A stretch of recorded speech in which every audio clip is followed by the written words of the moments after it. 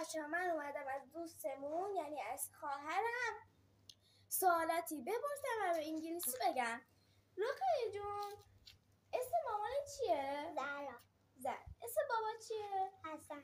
چند سالته؟ 6 سال. چه رنگی رو بیشتر دوست داری؟ صورتی؟ چه رنگ ماشین رو بیشتر دوست داری؟ قرمز. خب من برم در مورد اینا بگم. رقیه is mom زهرا.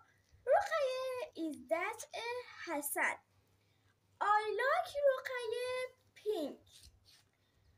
رقیه I like red car. رقیه is 6. خب بچه ها این شد از کلاس زبان. من گفتم که رقیه اسم باباش حسنه، اسم مامان زهراست، چه رنگی رو دوست داره، چه رنگ ماشین رو دوست داره و چند سالشه. حالا من میخوام در مورد رقیه یه چیزی بگم. رقیه is sister me. Mom is Rezvan.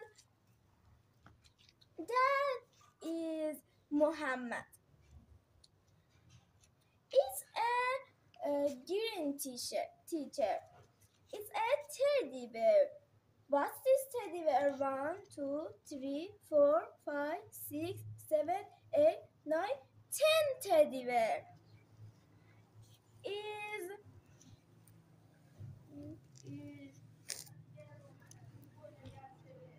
pink lab. Is one nose. Is one face. Is face a curvy.